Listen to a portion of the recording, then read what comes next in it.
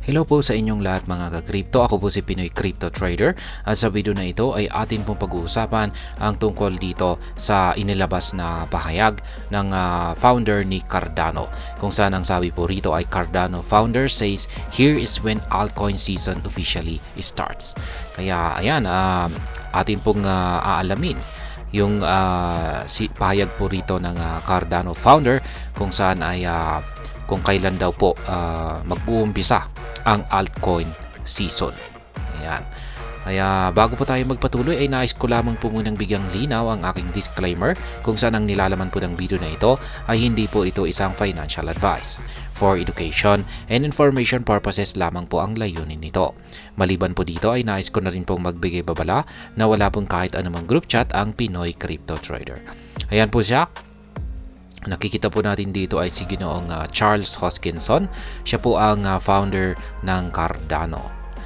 Ayan, magaling din po kasi siyang analyst. Ayan, isang crypto analyst. Kaya yan, sabi niya rito ay Cardano founder Charles Hoskinson has declared that the alt season will finally emerge when Dogecoin or Doge flips ADA. Kaya yan, ayon po kay Ginoong Charles Hoskinson ay magiging altcoin season na raw at ang magiging signalis dito or signal ay kung nagawa ni Dogecoin na higitan itong si Cardano. Yan, higitan po sa performance or sa kanyang market valuation. Kaya ang pag-check po natin dito kay market cap, ayan, nasa top 8 po itong si Cardano at nasa top 9 naman po itong si Dogecoin. Kaya ang tinutukoy po siguro ni Ginoong Charles Hoskinson ay kung pag si Dogecoin ay siya po ang magiging top 8. Yan, tapos mahigitan niya itong si Cardano ang papalit dito sa top 9. At kung pag nangyari daw po yan, ay yan na raw po yung sinyalis na opisyal na pong nag-umpisa ang altcoin season. At makikita po natin dito yung kanilang market cap na napakalapit po yung kanilang difference.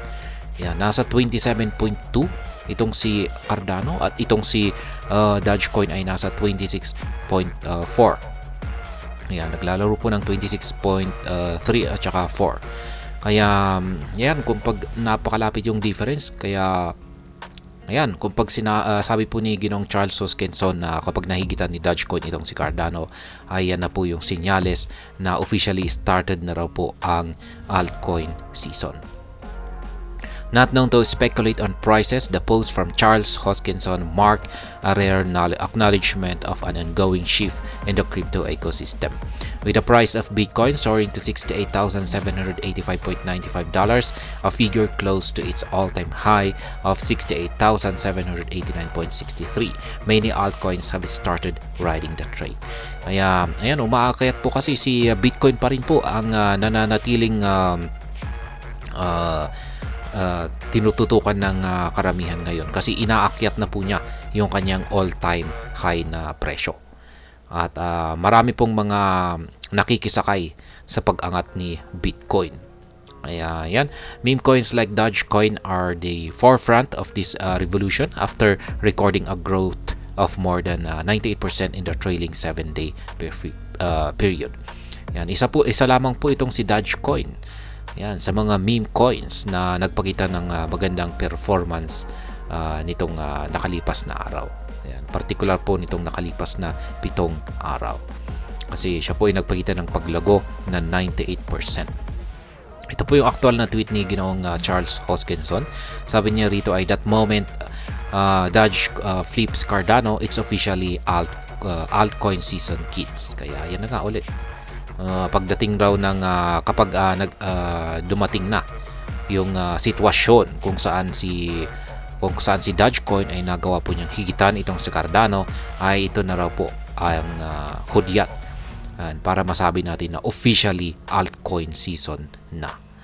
Kaya yan po ang inilabas na pahayag ni Ginoong Charles Hoskinson dito kung kailan mag-uumpisa ang opisyal na altcoin season. Kasi ayan, meron na rin pong mga nagtatanong dyan na nabasa ko sa mga komento. Nagtatanong kung kailan mag-uumpisa ang altcoin season. Kaya yan, Hanggang dito na lamang po tayo sa video na ito. Sana po ay inyong nagustuhan ang aking paliwanag dito. Kung inyo po itong nagustuhan ay pakiclick lamang po ang like button nito. Para naman po sa mga bago lamang dito, kayo po ay aking inaanyayahan para mag-subscribe. Pakiclick na rin po ang bell icon nito dahil ito po ang siya magsisilbing notification nito sa mga bago kong videos na akin pong ina-upload sa aking YouTube channel na ito. Marami pong salamat sa panonood, ingat po tayo lagi at God bless po sa ating lahat.